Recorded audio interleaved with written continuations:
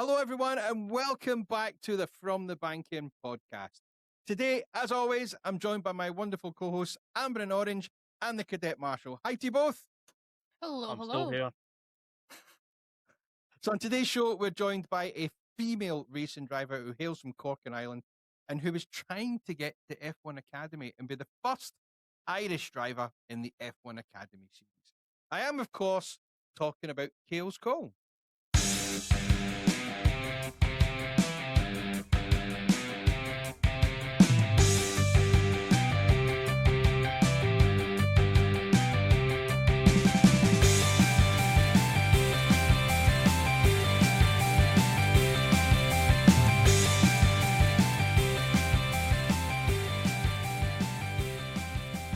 Hello, Kayls. How are you? Hi, nice to meet you. Nice to meet you too. Well, thanks for agreeing to come on. That's very nice of you. Thank you very much. Yeah, no, I was saying just to themselves that I haven't been really responding to the emails, but I've just been so busy. I'm trying to document a documentary with a film series over here in Ireland. So I'm living in the UK at the moment. But never since I moved to the UK and I've gotten the opportunities in the UK to drive in GB4 this year, Ireland are now coming on board. So I'm like literally back and forth like a yo-yo. I might as well have jet lag from the Ryanair flights on the 40-minute flights. It's ridiculous. Back in the podcasting mood, John. So the event that you've got on the 15th of February, week on Sunday.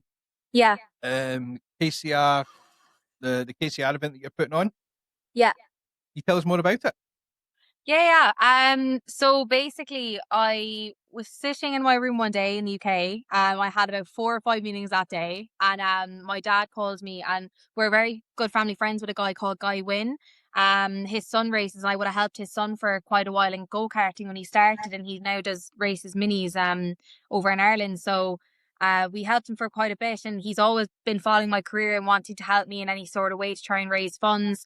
I didn't really want to go down the route of setting up a GoFundMe anymore because I kind of want to, if I want to go out racing, I want to get it from people wanting to support me through companies or partners, or even setting up something that we could try and do in a fundraising way instead of putting it online.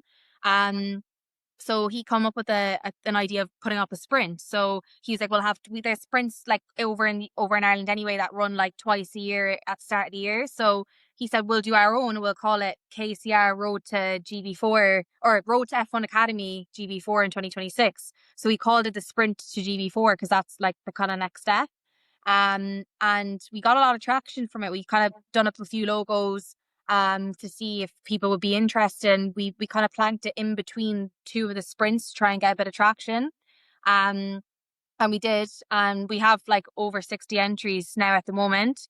But it's across 12 classes. So we have like juniors, junior minis, hot rods, and there's CMOD buggies there. So we have I think we have like 8 or 9 buggies, which is quite cool. So it's good.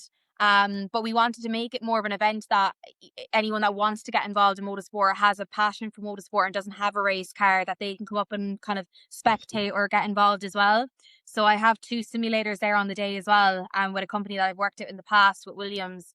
And I have 2 simulators there. We're doing time trials. And then Porsche Ireland are coming up to showcase some of their cars. And we have kind of Cork car scene, some of the car scenes coming up with all the lads, in their zooped up Lexuses and whatever they have. So we have a few. Like a really, really big event.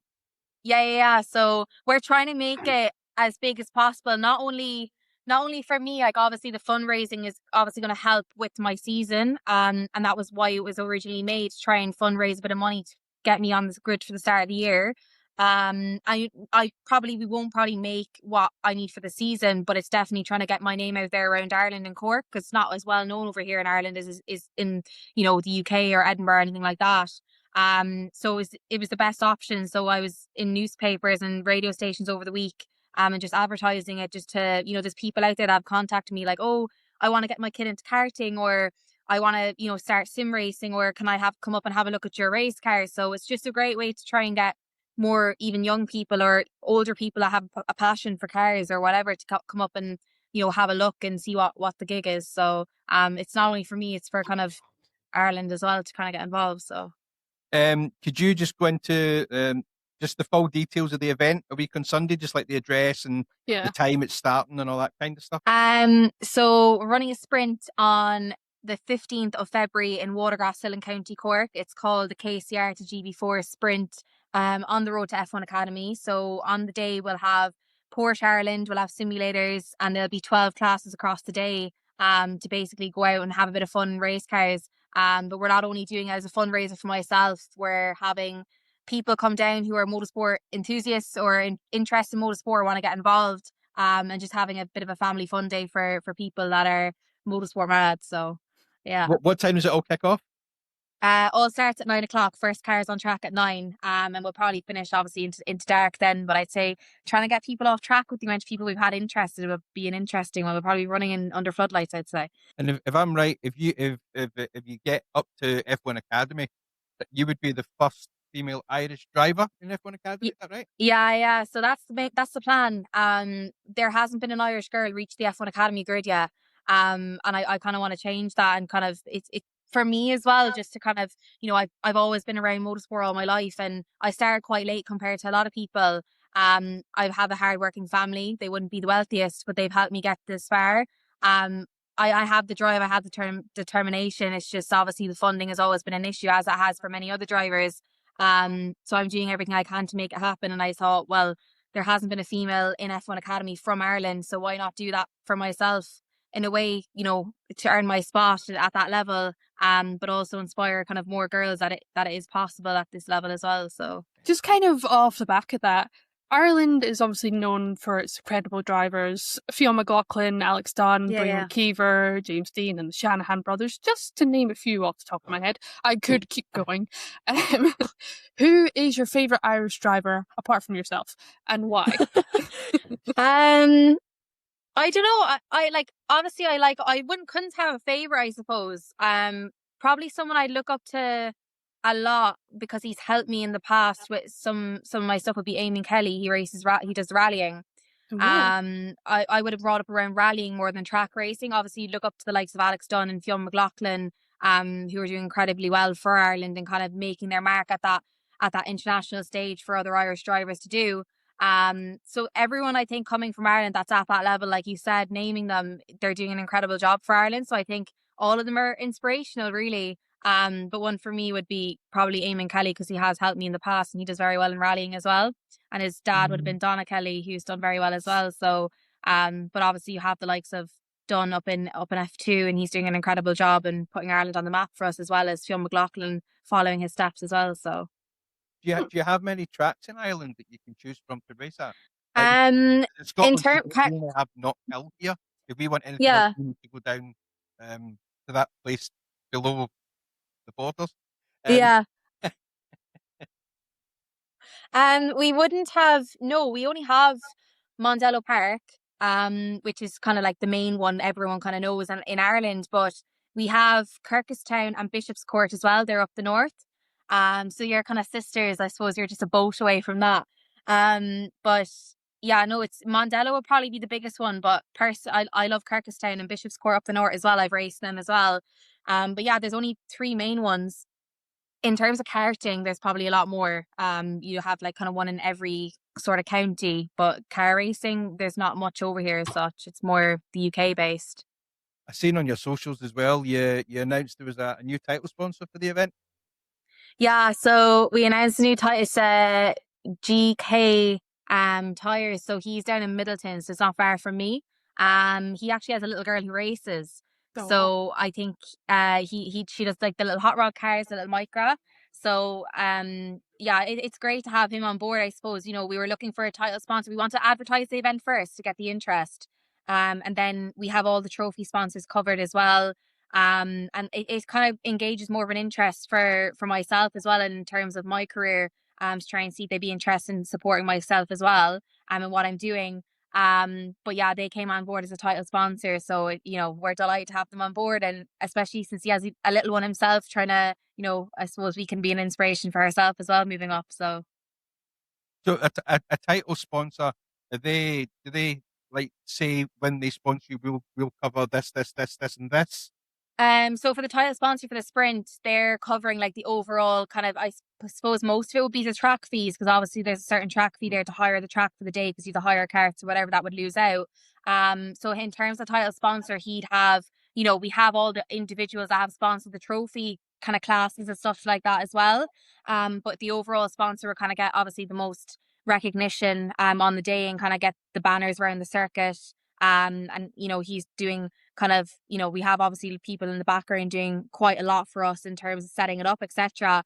But in terms of like, helping us financially to try and get the event going, he's probably the main guy that would be doing it. So he gets the most kind of exposure, etc. on that. So. And for anyone turning up to the event on the Sunday, is there an entry fee, or do you have to book in advance? Or there is an entry fee, so it's €10 per person to come in. So obviously it's not like your regular Formula One weekend or BTCC or anything like that. But it's no, it's just €10 to come in. Obviously, if there's a family there, we're not going to be charging 50 quid, but we just want everyone to have a bit of fun, but obviously kind of make our mark that it's a fundraiser, and kind of, I think anyone that's coming through the doors is coming to support the cause and who I am and through my socials. So that's what we're charging coming in. But to be fair, like most of them are going to be family friends, so we'll probably get away with it. Have you had to recruit marshals as well for the event? Because we'd be down 100%. Oh, halfway. Guys, you can come over all you want. Hell yeah.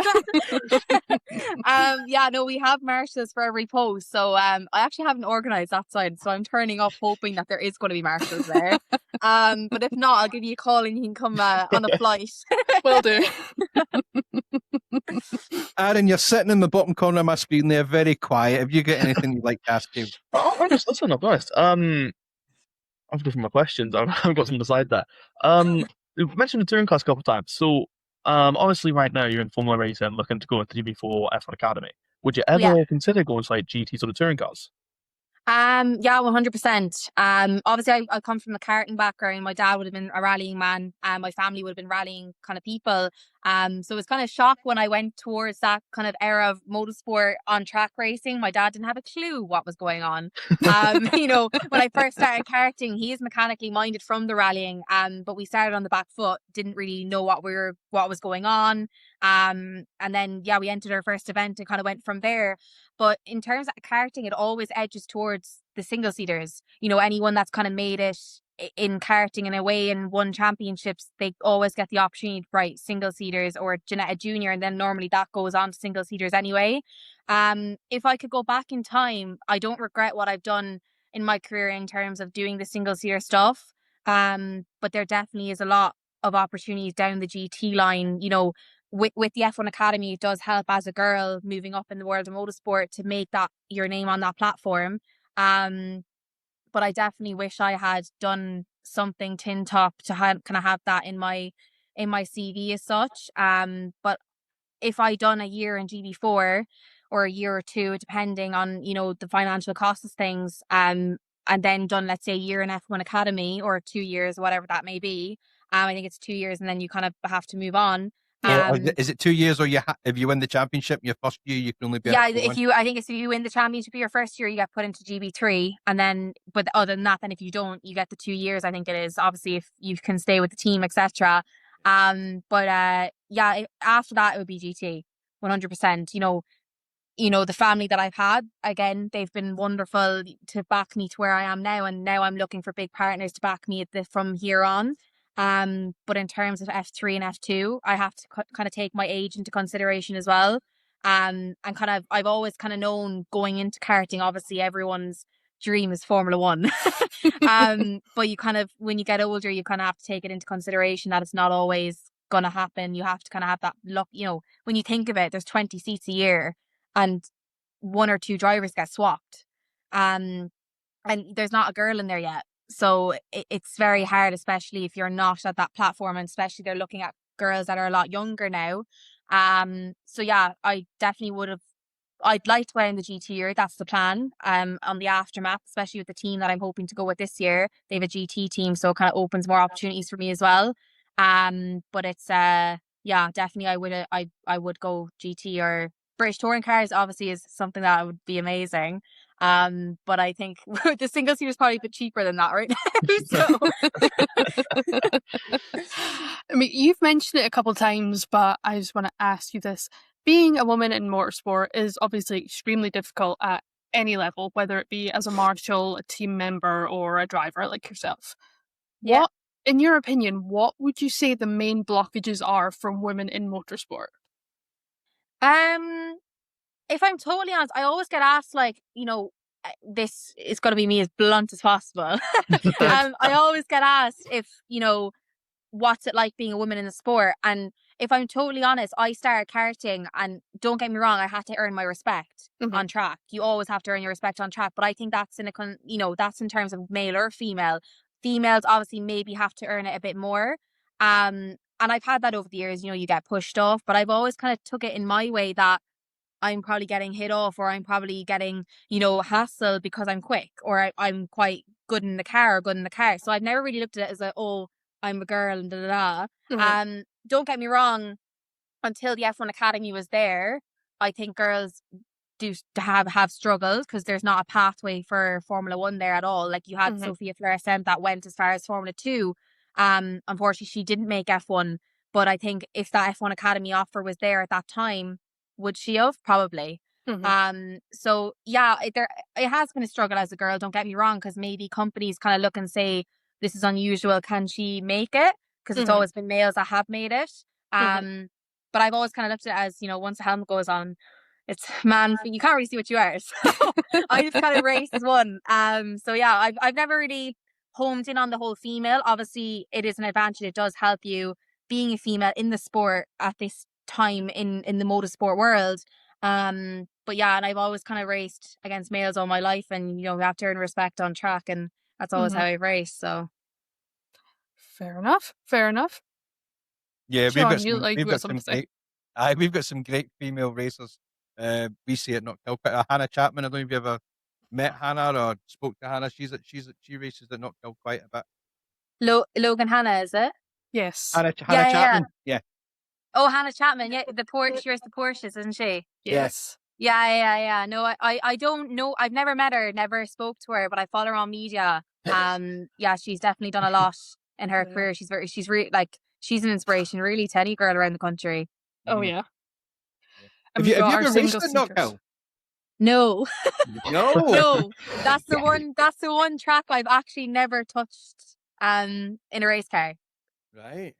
Yeah, unacceptable. So it has to be ticked off my bucket list. I actually attended the BTCC there in 2023 with Napa Racing, but I've actually never raced there personally. But like that jump as you come over the hill, oh, I'd love it.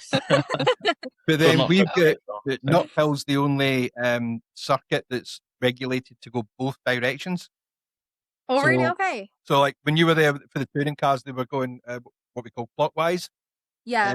But it's also licensed to run full races anti-clockwise, or as we used to call it, WD, wrong direction. But it's now not wrong direction; it's just anti-clockwise. Okay. Instead of going down the upper step, you're coming up the upper step, so you get a bit of air coming up it as opposed to yeah.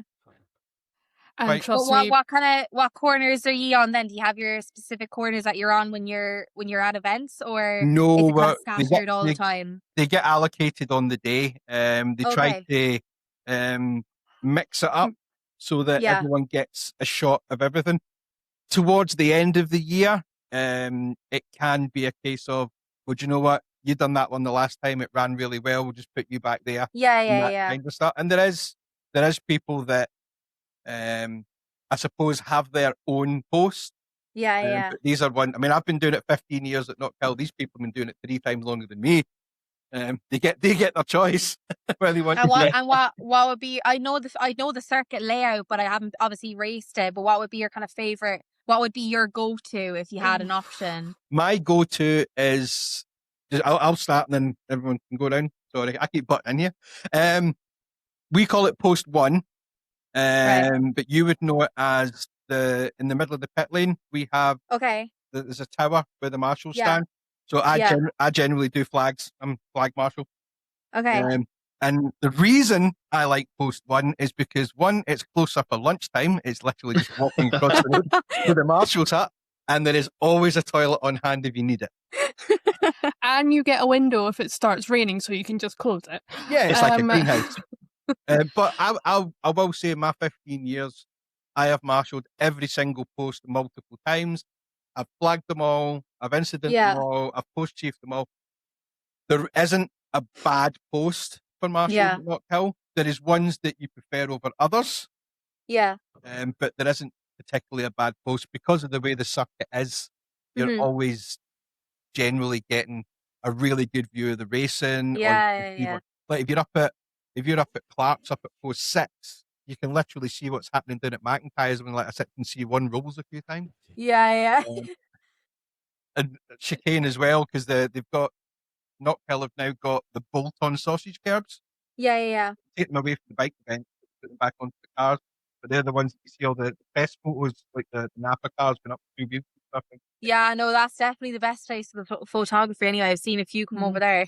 Yeah, it's that's terrifying. I find that's one good tip for any circuit you go to is find out where the photographers are, because generally they're in the best places for the best action. Oh yeah. Amber, what would you say is your best favourite? Oh, for myself, it is a tie between post 3, which is McIntyre's. Yes. As you're heading down into Duffus, or post 6, which is Clark's. Because I'm an instant marshal by trade, I say that.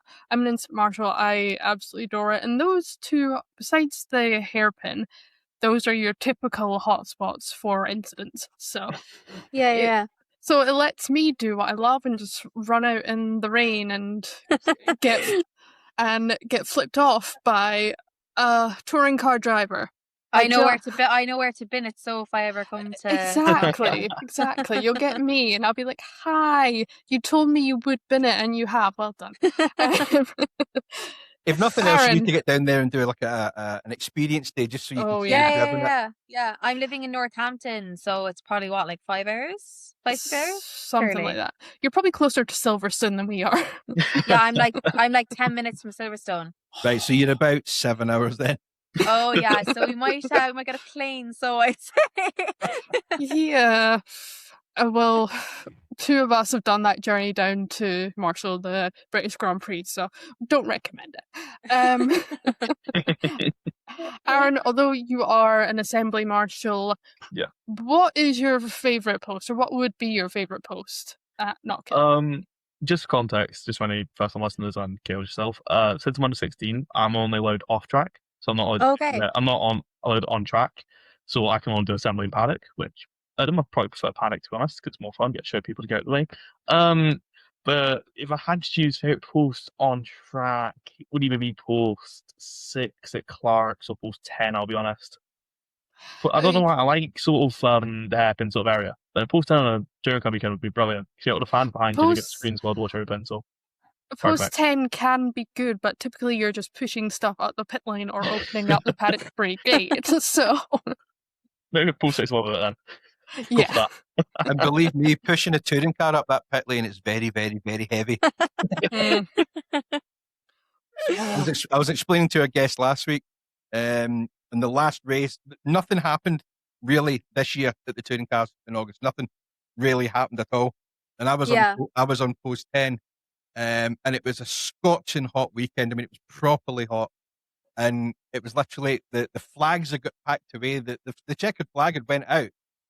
The flags were all away. Everyone was getting ready, and Daryl DeLeon broke down in the pit lane entry. And we had to run out and push him all the way up to the pit. And Knock Hill is on a hill, as it says in the name. Yeah, so. I know. Yeah, that's probably the worst part of it as well. Yeah. Luckily enough, my daughter's a marshal as well. Oh, yeah? She was on post with me that day, so I made her push harder than me. But yeah, we both pushed it up the pit lane until the team came down from the pit wall and gave us a hand. But that was an interesting. It was just like I say, nothing happened the whole weekend. It was just the last day, the last minute, the last race, the last lap. Everything was a lap, and Daryl just broke down right there on the pit lane entry. And who would be, obviously you get a lot of the BTC attraction up at Knock Hill. Who would be your top BTCC driver, I guess. That's a very hard question. There has to be one. Like, you have to have one favourite. I'm going to say mine's is going to be an ex-touring car driver, to be honest. And it's Colin Turkington. He's probably my favourite. Okay, yeah. You like the Irish drivers we're basing on. I was about to say, would it be a cop-out if I said Aaron Taylor-Smith because he is also Irish? Yeah. But no, Aaron Taylor-Smith, he's a lovely guy. I've had a lot of conversations with him, and he's just so lovely. That's the thing. Irish people are lovely. I suppose it's because Irish and Scottish people are apparently very alike, so that's probably why we get on so well. But yeah, no, ever since I've moved to like Northampton, like obviously I don't speak that proper British, Northampton's like that proper rich accent, isn't it? Mm-hmm. So when I speak, they're like, "Is your one Scottish, or is she from what part of Ireland are you from?" And I was like, "Right, okay, I'm not Scottish anyway, but I'm actually Irish." Yeah. Do they ever mix you up down there? Do they ever mix you up down there for North and South? North and South of Ireland, is it? Do they ever mix your accent up when you're down there? Do they think you're? They always ask me like, "Where are you from, North or South?" And I'm like, North and South is two completely different accents. Exactly, like Northern Ireland is probably more like the Scottish accent than the Southern. Mm-hmm. So yeah, they're two completely different things. So I don't know what they'd be listening to down there, but it's definitely not Cork anyway. Aaron, who's your favourite touring car driver?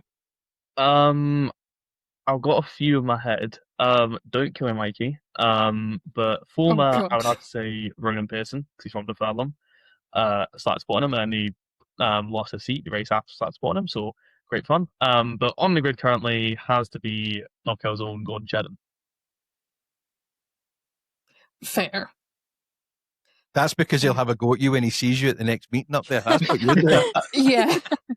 Like, Gordon, we love you. You're your favourite. Please don't. I've heard you shout. It is terrifying. I haven't. You don't want to. Absolutely boned somebody on Alton this year. I think it was on Park. They won out, and that was brilliant. Loved that. Race career, what's it?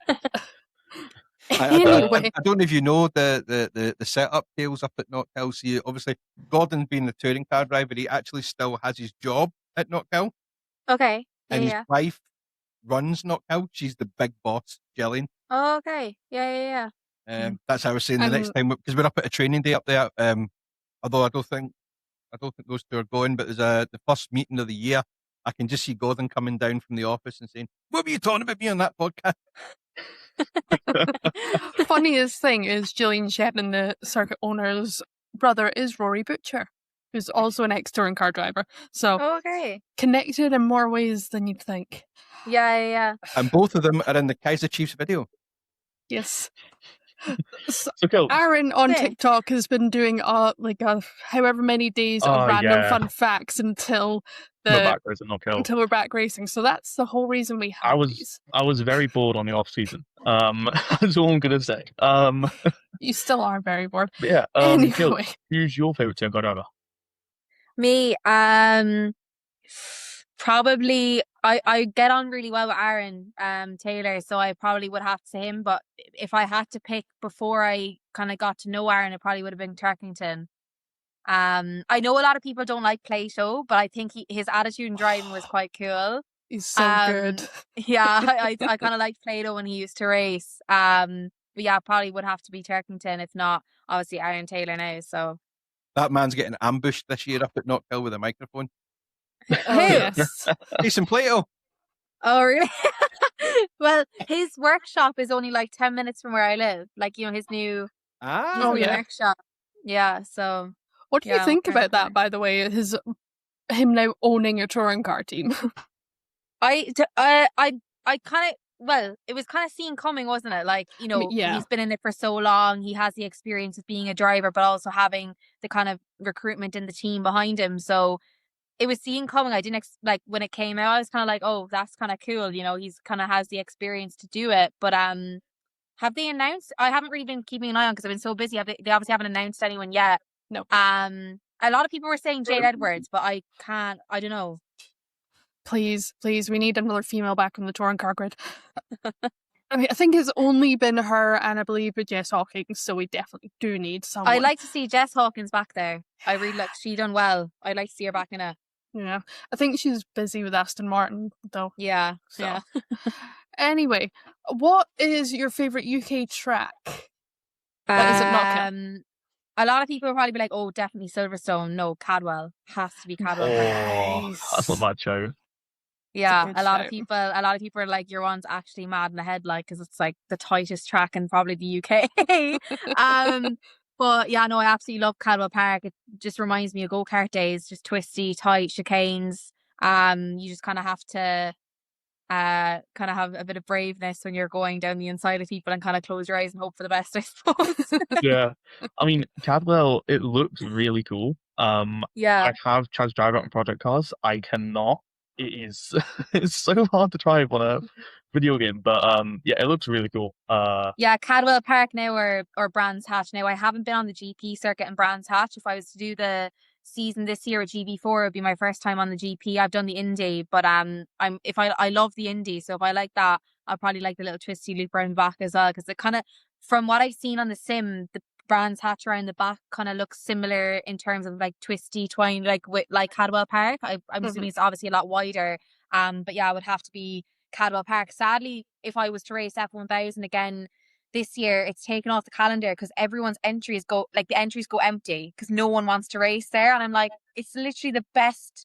I think it's the best UK track. Obviously, I'm biased because I absolutely love it, but that's why I would probably like Knockhill, because that's quite tight, twisty. You know, there's obviously a bit more room than Cadwell.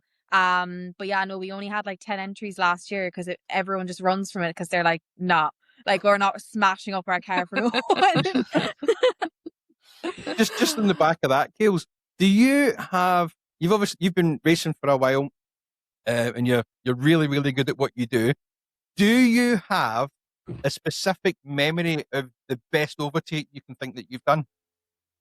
You know what? It's kind of funny that we're on the favourite track thing, because it's definitely at Cadwell. It has to be at Cadwell. I'm going to have to send you, after this, I'm going to have to send you the video. If you want to put it in the podcast, you can go ahead, because I can 100% rate that it's probably the best overtake in the UK of that year, honestly. It was coming up to, what's the corner called? It's like the double right at Cadwell before you come back down the hill towards the start finish. And I came through there and I was behind this guy, and whatever way I was towing him up the hill, because you gain a lot of time from towing people around Cadwell, you know, or else you just have to dive bomb really. But I towed him down the hill and back up towards that double right, and whatever way he broke, like hit the brakes about 1,000 meters before the corner. I did not expect it, and I just pulled out, but I didn't brake because I didn't know what, my brain wasn't working. And then I made the corner somewhat and had an overtake. And I think I was third in that race then overall, like over the clubmen's. But honestly, I can't explain the overtake. Like, you just need to see it.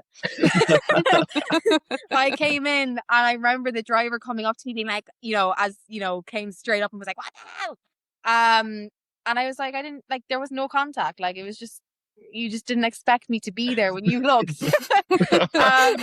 And then the team were like, "What did you actually do?" I was like, "I actually could not tell you what actually happened. I just know I was on the inside at one point."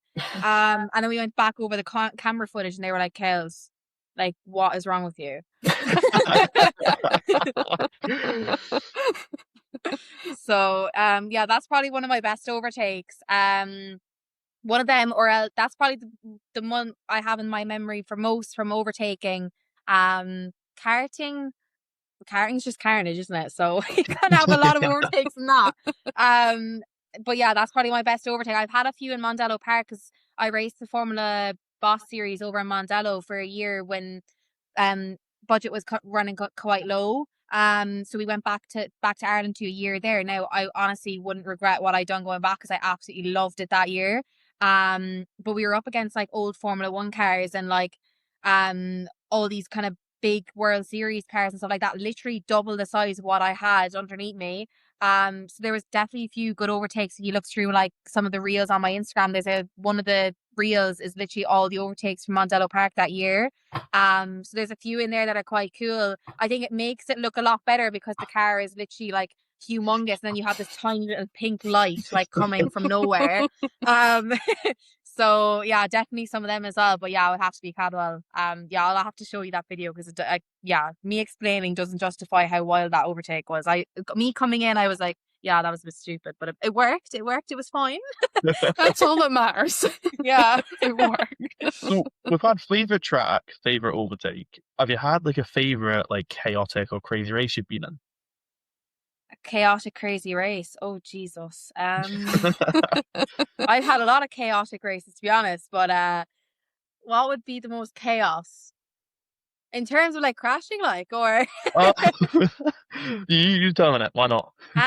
well, the worst race I had in my career in terms of chaos would probably be Croft last year. I had a massive off. I hit the pit wall on the start line. Ooh. Don't look at me and be like, what the hell is she hitting the pit wall for on the start line? No, don't look at me like that, right? It happened. Believe me, it happened. That's all the legends do that. Yeah, I have a reason for it behind it. Yeah, so I went out on the outlap and the car was only running on 2 cylinders, so I had to pull into pit lane. And they had to try and it was a wiring issue. We had it all weekend. But I pulled in because it just didn't sound great at all. I just didn't want to run it like that. So I said, right, I'll pull in. But there was oil spilt on the circuit on the outlap, so they stopped the whole race. So the race hadn't even started yet. And then I eventually got it running. But I thought like the race hadn't started. So I was like, right, I can take my race position. If it had started, then surely, you know, I would have started from the back, would have been fine. And they were like, no, you start from the back. But we had really good pace that weekend. We were starting on the second row, fourth. So I was like, it's fine, I'll start from the back. I can just come through, like, you know, these things happen. Yeah, I regret being okay with that. I wish I had said, no, I want that position up the front. There was no fault of their own. Like, there was a few novices on the grid, which I've been in that position before as well. And I had been practicing, obviously, my race starts. I've been in the series for 3 years. So I've, you know, with the experience between the two of us, it was totally different. So I got a really good race start, and then obviously the novices got going. So I went between the two of them, and then, yeah, bang. And I went backwards in the pit wall, but I think I was in third gear at that point. So I would have been 50, 60 miles per hour. So you can imagine the rear end damage of the car. I would say the pit wall there is literally like just a solid wall as well. It's a solid wall. Yeah, I had half of Croft's wall with me coming back home. So it was great. So Bill Sudlow, who's the Chief Marshal at Croft, if you want your wall back, it's Kayls. Yeah, I know. If they kindly want to come back, their red and white paint paste stuff off the wall, that'd be great because it's all over the back of the car, so it's great. Just kind of off the back of that Croft incident, as marshals, we can sort of typically tell when someone's heading off into the gravel or going to crash, unless it's one of those freak incidents. Can you, like, as a driver also tell, or is it kind of like, I only know when I'm heading towards the barrier or stuck in the gravel trap?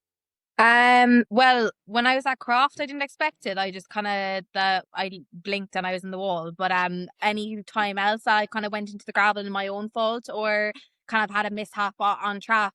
Yeah, you can kind of see it coming. Like the car, you know, you obviously have to be in control of the car. But if you go off, whether that's to not heating up the tires or getting up to temp, or you know something goes wrong with the car and the part comes off and it just causes you to come off. Yeah. You can kind of see it coming. Obviously, you don't want to see the gravels or the stones or anything like that. But yeah, you can kind of see that stuff coming. But in terms of crashes, yeah, no, any crashes I've had have, you know, obviously I've been in the gravel and stuff before, but any kind of crashes I've had have been kind of unexpected and I'm just there. So. Fair enough. Have you ever lost any major bodywork in a crash?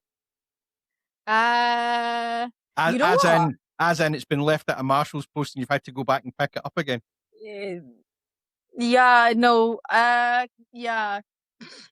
Silverstone, yeah, there was about 2 wings there. Yeah, the 2 front wings are at Silverstone on what's that straight called? Yeah, one of them. And then Cadwell, there was 1 wing as well. But Cadwell's, of course, I was going to lose a wing at Cadwell. Do you know what I mean? So yeah, in terms of like losing stuff, no, you know what? I haven't lost materials off the car, but I'd say the amount, like that tow truck at Oulton Park sees me coming every time. Honestly, every time I go to Oldham Park, it just wants to eat my engines. Every time I've been to Oldham Park, I have not gone one weekend without my engine blowing up there.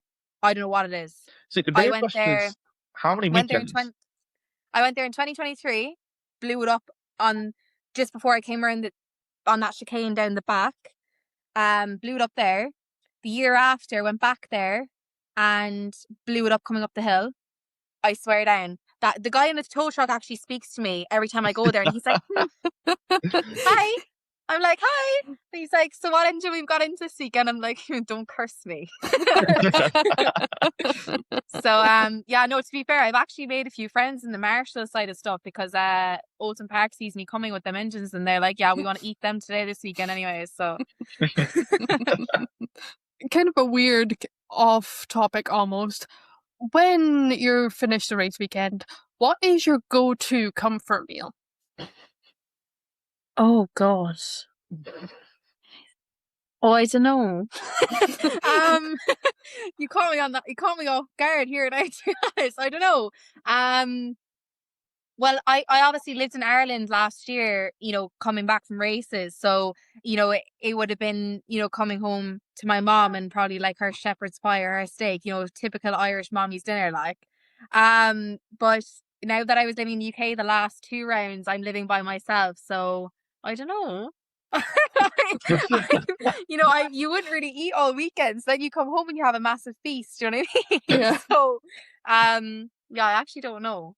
I kind of miss coming home to my mom's kind of like Irish dinners, to be honest. Now I come home and I kind of like, I have to look at the fridge and see what I actually have.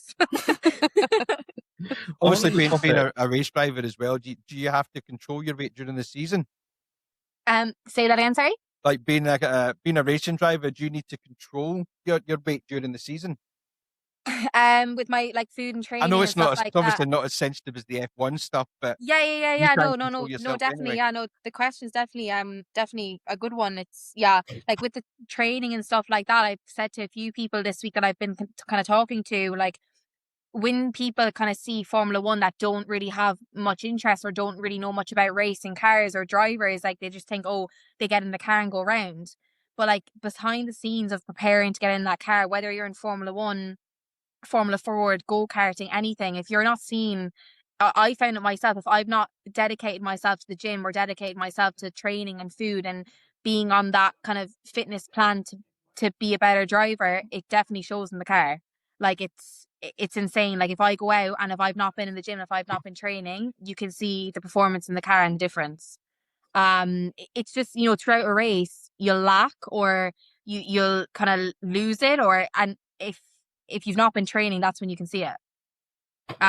So it definitely training and nutrition, etc. Or mindset as well. That's definitely been something that I've kind of taken a massive interest in over the last couple of months. I had a mindset coach last year called Michael Murphy. He helped me with a couple of things before races, and like when he was helping me at the start, I was like, this fella is insane. Like I was like, everything he was saying, I was like, oh yeah.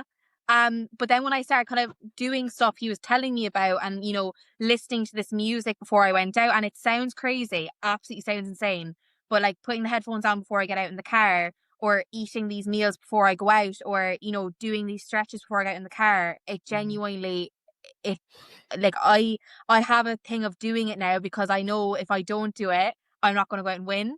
And that's how I've always kind of done it mentally now as well. So definitely mental, physical, everything in that plays a massive part as a driver, and over the last 2-3 years it definitely has shown me that it's a massive part in it. So what's your go-to like music then for Really song, let's hear it. I don't know, you know what, last year, right, you're gonna be like, what the hell? Last year I listened to this song. I know it's great. Never Say Never by Justin Bieber. Okay, don't look at me crazy, right? Right. Never Say Never by Justin Bieber. I listened to it once before I got out in the car, and I pulled it at Silverstone. Bluetooth disconnected. So after, oh, your Bluetooth's disconnected there. I don't know what I mean, something else. I listened to Never Say Never by Justin Bieber for one race, and I pulled it around Silverstone. Ever since then, I have to listen to that song before I get out in the car. Right. Fair. If I don't listen to that song, I'm not winning. or I'm not on the podium, or I'm not going anywhere near the top of the grid. So yeah, it's just in my head, to be honest, I'd say. But Have you ever driven a Legends car? no, but I'd love to. There's guys, I don't know if you know them, Paul. They own a team over here in Ireland, but they go to Knockhill all the time. Right. Do they race Paul in the O'Brien. Do they race in the Scottish Legends Championship? You know, There's a few of them. There's a Pink Panther car that races. You've surely seen it. It's like literal, like pink. So there's a few, like Derek. Oh, I don't actually know their second names. There's a few guys in Ireland that do it. POB Racing, Paul O'Brien. He has a team over here in Ireland. He goes over for the British touring car, because they run alongside the British touring cars sometimes, don't they? Yeah. So I've spoke to him a few times, and when I was racing in Mondello going back about a year or two ago, he was like, Kayls, we need to get you into a legend. Like, it would actually be quite cool. And I was like, well, I'm not getting in no legend unless it's that pink one. So we need to come up with some sort of a deal. The legend grids at Knockhill are usually about 32 strong on such a small wee tight track. It's brilliant. Terrifying. It's crazy. Crash happy. My power bank has just literally gone dead, and I'm on 2%. So I don't want to die on you and like die. It's fine. Listen, but I actually have a meeting at like 5 o'clock. I hate leaving you. Bye. Oh God, it's fine. I'm meeting at 5. Anyway, I'm so sorry. thank you so much for Yes. coming on the podcast. It's been a pleasure, absolute pleasure. Thank you. Yeah, no, I really appreciate you reaching out as well, guys. And if I can come on any point and kind of, or even encourage more people to try and get involved in the podcast, I 100% will. No, thank you. Perfect. Go get No a worries. charge. We'll let you go. I know, yeah. Yeah, my sponsor, I'm going to be like, can you give me like 10 minutes? Because I have 1% there working on me. It's going to be like, yeah, this one's a race car driver. What's she doing? Right, we'll let you go, Kayls. Thank you very much. Okay, thanks. Yes. Bye. Thank Bye, you. guys. Thank you.